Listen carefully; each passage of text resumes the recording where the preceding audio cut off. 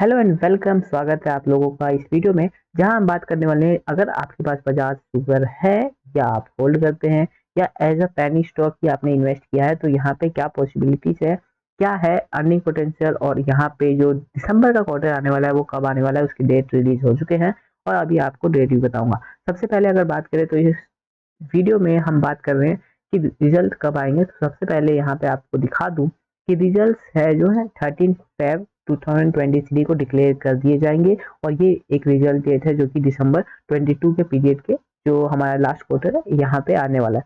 अब ये चीज ध्यान रखिएगा कि ये जो दिसंबर का क्वार्टर है इसके अंदर करेक्शन होती हैं और करेक्शन जो होती है वो मेजर करेक्शन होती है। अगर मैं बात करूँ दिसंबर का क्वार्टर, तो अगर सेल्स नंबर पे आते हैं क्वार्टर बेसिस पे, अगर आप चेक करेंगे कभी भी, तो आप यहाँ पे एक चीज देखेंगे कि जो लास्ट ईयर दिसंबर का क्वार्टर गया था वो सबसे खराब क्वार्टर गया था। अगर बात करें 10 साल में जो हमें सबसे बेकार क्वार्टर देखने को मिला है, वो 2019 से जो हमें सबसे बेकार क्वार्टर देखने को मिला है वो था 2021 का, जो कि था दिसंबर में। अब ये क्वार्टर इसलिए भी बेकार गया था क्योंकि जो हमारी रिक्वायरमेंट थी, रॉ मटेरियल्स थे उतने प्रिक्योर नहीं हुए थे। उसके बाद जो सेल्स था वो कंपनी को ज़्यादा मिला ही नहीं, जो हमें रॉ मटेरियल्स चाहिए थे वो मिले ही नहीं। उसके बाद यहाँ पे सेल्स जो नंबर था वो घटा, और सेल्स नंबर घटने के बाद यहाँ पे जो हमें करेक्शन देखने को मिली वो भी यहाँ से दिसंबर 2021 में आपको देखने को मिली थी। और सबसे अगर मैं बात करूँ तो उस वक्त का 165 करोड़ का कंपनी का लॉस भी था, लेकिन हाँ उसके जस्ट बाद वक्त के क्वार्टर्स में अच्छे रिटर्न्स देखने को मिले और प्रॉफिटेबल थी कंपनी। लेकिन वापस से कंपनी उसी ट्रैक जहाँ पे माइनस का जो सिंबल है वो कंपनी के बैलेंस शीट में दिखता हुआ 45 करोड़ एंड 162 करोड़ का जो लास्ट क्वार्टर हमारा देखने को गया था। अभी सारी चीजें जो है ये सब चीजें अगर आप साइड उठा के रख दे, क्योंकि आप as a penny stock invest कर रहे हैं और साइड उठा के रख दे, तो अभी क्या सिचुएशन है ये देख लेते हैं। सबसे पहले मार्केट कैप की बात करें तो मार्केट कैप के आसपास अगर आप देखेंगे तो 2300 करोड़ के आसपास का मार्केट कैप हो गया है। कंपनी की जो वैल्यू चल रही है 16 रुपए के आसपास चल रही है, बुक वैल्यू 16 की चल रही है। तो आप इस चीज का ध्यान रखिएगा कि 16 जो आप देख रहे हो, अगर आपको ऐसा लगता है कि ये दोनों इक्वल आ गए हैं तो अभी शायद ये एक मीडियम होगा कंपनी का कि हाँ 16 रुपए एटलीस्ट स्टॉक रहेगा, तो ऐसा कुछ नहीं है। मैं आपको बता दूं स्टॉक 12 रुपए के आसपास भी सपोर्ट बनाएगा और उसके नीचे भी आ सकता है, बिकॉज एक पेनी स्टॉक है और यहाँ पे आपको बुक वैल्यू देख के करंट प्राइस पे इन्वेस्ट नहीं करना चाहिए। बात करते हैं हाई की, तो अगर पिछले साल की हाई करें 52-54 वीक हाई की तो 22 रुपीज था। और वहीं पे डाउन साइड अगर मैं बात करूँ, जो कि आप अभी यहाँ 16 देख रहे हैं, वो यहाँ तक जा सकता है, यानी 8 रुपीज तक जा सकता है स्टॉक। ये स्टॉक 8 रुपीज के आसपास एक बहुत ही बेहतरीन सपोर्ट ढूंढ रहा है, और अगर वहां से नीचे जाएगा तो स्टॉक में बहुत सारी चीजें खराब है जिसकी वजह से जाएगा। कुछ इंटरेस्टिंग चीजें है जैसे कि प्रमोटर इसकी अपनी होल्डिंग्स यहाँ पे बढ़ा रहे हैं, वो भी हम बात करेंगे, क्योंकि वो एक मेन फैक्टर है कि अगर आप पहली स्टॉक में इन्वेस्ट कर रहे हैं तो प्रमोटर क्या देखता है उस कंपनी में, और प्रमोटर अगर अपना पैसे डालने को तैयार है कंपनी के अंदर तो उसका स्टेक ज्यादा है आपसे। और अगर आप टेबल पे 1 लाख रुपए लेके बैठे हैं, अगर मैं अज्यूम कर रहा हूँ कि अगर आपका पोर्टफोलियो 10 लाख का है, 1 लाख आपने पेनी स्टॉक में इन्वेस्ट किया है, तो बजाज हिंदुस्तान में आपने 1 लाख डाला है, तो अगर आप टेबल पे 1 लाख रुपए रख रहे हैं अपने, तो प्रमोटर्स के वहां पे 1000 करोड़ रुपीज यहाँ पे रखे हैं, प्लस उसका जो कंपनी है उसकी जो पूरी लाइफ है उस कंपनी को बिल्ड करने में गई है। अगर प्रमोटर्स अच्छा नहीं सोच रहा उस कंपनी का, तो आप कंपनी के बारे में कुछ नई चीज एक्सपेक्ट नहीं कर सकते, कुछ नई चीज आती हुई नजर नहीं आएगी। बात करें यहाँ पे फेस वैल्यू 1 रुपए के आसपास है। कंपनी का तो ग्रोथ नहीं है, बिल्कुल साफ साफ बता दो, कंपनी में ग्रोथ नहीं है, कंपनी की सेल्स ग्रोथ अच्छी नहीं है, आरओई आरओसी सब नेगेटिव है, क्योंकि कंपनी के पास all the way working capital ही नहीं आता है। सबसे बड़ी बात कि अगर आपके पास वर्किंग कैपिटल ही ना हो तो आप कंपनी को रन कैसे करोगे। तो कंपनी को अभी सिर्फ यहाँ पे स्ट्रगल हो रहा है कि कंपनी का वर्किंग कैपिटल कैसे बढ़ाया जाए, उसके बाद इंटरेस्ट पेमेंट, लोन टर्म्स, वो सारी चीजें अलग है। बात करें डेप्ट की, 4598 करोड़ का है, अपने मार्केट कैप से डबल का डेट कंपनी के पास पड़ा हुआ है पहले से ही। रिजर्व्स की बात करें, रिजर्व्स कंपनी के पास है। अब ये रिजर्व से आप कंफ्यूज मत होइएगा, डेब्ट आप पे कर सकते हो, बिकॉज ये रिजर्व्स ना वर्किंग साइकिल के अंदर यूज होते हैं, और वर्किंग साइकिल के अंदर अगर कंपनी के पास इतना या इससे ज्यादा, अगर पूरी देखिए अच्छी प्रोफेशनल तरीके से कंपनी को रन करना है पूरे रॉ मटेरियल्स का यूज करके पूरी कैपेसिटी पे, तो कंपनी को एटलीस्ट 3000 करोड़ के आसपास का मार्केट रिजर्व चाहिए होता है। अब 3000 करोड़ के आसपास रिजर्व यहाँ पे कंपनी में कभी हुए ही नहीं है। बात करें इंडस्ट्री भी, इंडस्ट्री 16 के आसपास चल रही है, लेकिन इस इंडस्ट्री में बहुत सारी कंपनियां हैं और ज्यादातर आपको लॉस मेकिंग मिलेगी, क्योंकि sugar industry as a sector ही अच्छा नहीं है। अगर आप उसके सब्सिट्यूट्स पे नहीं जाते हो जब तक आपको यहाँ पे किसी तरीके का कोई रिटर्न नहीं मिलने वाला है। बात करते हैं स्टॉक के आगे, तो यहाँ पे आपको प्रमोटर्स क्या करते हुए नजर आते हैं, सबसे पहले मैं आपको वहाँ पे लेके आना चाहूँगा, क्योंकि ये इंपॉर्टेंट है आप लोगों को देखने के लिए कि प्रमोटर्स करना क्या चाहते हैं कंपनी के साथ। अगर बात करें कंपनी के जितने भी शेयर्स है प्रमोटर्स के पास, वो सभी प्लेज है। आपको यहाँ पे प्लेज की इन्फॉर्मेशन नहीं मिलती, लेकिन मैं देता हूँ कि आपको यहाँ पे कंपनी के प्रमोटर्स के जितने शेयर्स है, यानी 24.96%, ये सारे शेयर्स प्लेज है। अब यहाँ पे देखिएगा जून 2021 के बाद से कंपनी के प्रमोटर्स की होल्डिंग चेंज हुई थी। अगर मैं बात करूँ तो 15% के आसपास की होल्डिंग थी, जो कि डायरेक्ट 24 और रफली अराउंड 25 की हो चुकी थी। अब इस चीज का मतलब क्या है, आपको कहाँ पे स्टॉक कहाँ किसने उठाए ये आपको देखना होगा। तो सबसे ज्यादा जो स्टॉक किए गए हैं वो कंपनी के फाउंडर सीईओ के, जो कि है यहाँ पे 1% के आसपास से कंपनी के सीईओ ने 7.52% के आसपास स्टेक इंक्रीज किया था।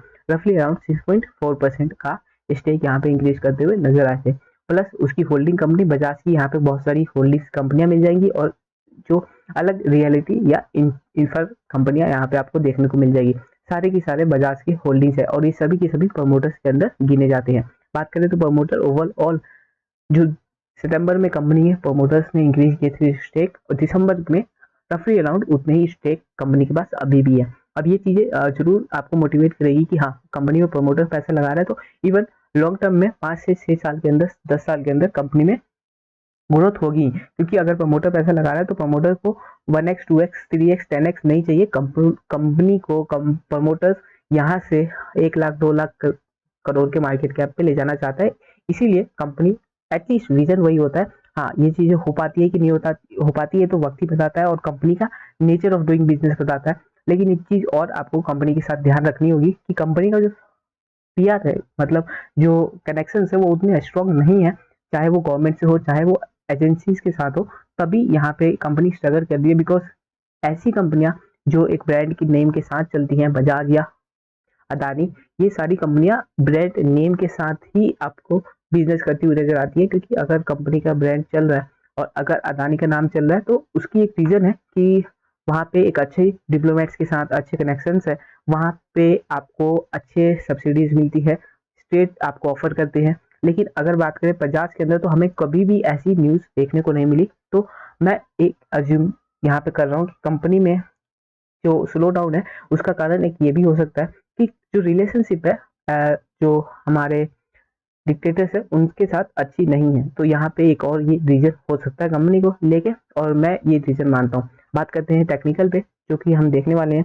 यहाँ पे आपको पता होना चाहिए टेक्निकल फ्रेम, अगर आप देखते हो चार्ट फ्रेम किसी भी पेनी स्टॉक का, तो आपको कैसे देखना चाहिए। सबसे पहले आप डिसाइड कर लीजिए आप लॉन्ग टर्म इन्वेस्ट कर रहे हैं कि नहीं कर रहे। अगर आप लॉन्ग टर्म इन्वेस्ट कर रहे हैं तो आपको पीछे 5 साल के चार्ट देखिए। 5 साल के बाद एवरेज निकालिए कितने पे आपको एंट्री मिली है या कितना आपका एंट्री प्राइस है। अगर मैं बात करूँ 5 साल का अगर चार्ट निकालता हूँ मैं, तो आपको यहाँ पे देखने को मिलेगा कि जो एवरेज प्राइस है वो 6 रुपीज है। तो आप जो मैक्सिमम लॉस ले सकते हो इस स्टॉक के ऊपर, वो 6 रुपीज तक का आपको एवरेज लॉस लेके चलना चाहिए। बिकॉज अगर स्टॉक नीचे आता है, तो सबसे पहले तो मैंने आपको बता दिया कि 8 रुपीज 850 जो यहाँ पे एक लो है, यहाँ तक स्टॉक आ सकता है, जो कि हमें 1 ईयर लो भी हमने देखा है। और यहाँ से अबव जो अभी हमने बाय किया है, अगर मैं बात करूँ अपनी बात, तो यहाँ पे मैंने इस स्टॉक को आपको 14 एंड 11 रुपीज के आसपास हमने बाय करने को बोला था। तो अगर आपने यहाँ पे बाय किया होगा तो आपके पास एक अच्छा रिटर्न होगा। और अगर मैं बात करूँ एग्जैक्ट रिटर्न, तो ऑलमोस्ट 20 to 30% के आसपास का रिटर्न यहाँ पे आप लोगों के पास होगा।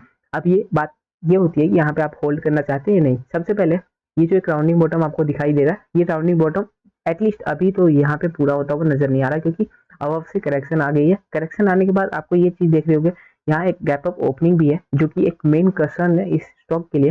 तो यहाँ पे गैप अप फिल हो सकता है, इस चीज का ध्यान रखिएगा। और अगर ये गैप फिल होने के लिए स्टॉक नीचे आता है, तो एक cup and handle pattern form होता हुआ नजर आएगा।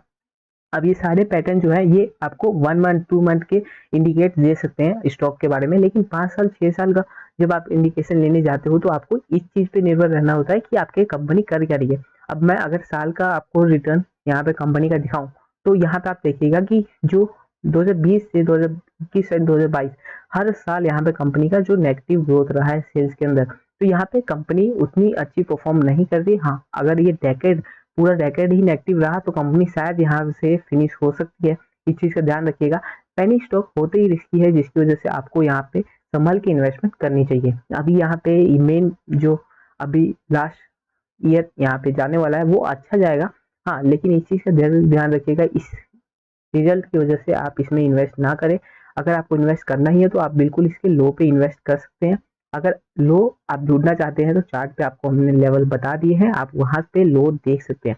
तो ज़रूर इस चीज़ का ध्यान रखिए कि स्टॉक में कभी भी इन्वेस्ट कीजिए तो अपने पूरे कैपिटल का सिर्फ 1% इन्वेस्ट कीजिए। पेनी स्टॉक होते ही इसलिए होते हैं क्योंकि उनकी फंडामेंटल अच्छी नहीं होती। अगर फंडामेंटल अच्छे होते या बिजनेस मॉडल क्लियर, उनको बिजनेस मॉडल दिख रहा होगा आगे इन्वेस्टर्स को, तो वहाँ पे वो इन्वेस्ट करते। अगर बिजनेस मॉडल क्लियर नहीं दिख रहा फ्यूचर का, तभी वो पेनी स्टॉक है और तभी वो आपको सस्ते मिलते हैं। तो आज की वीडियो यही थी। Thank you for watching, have a great invest.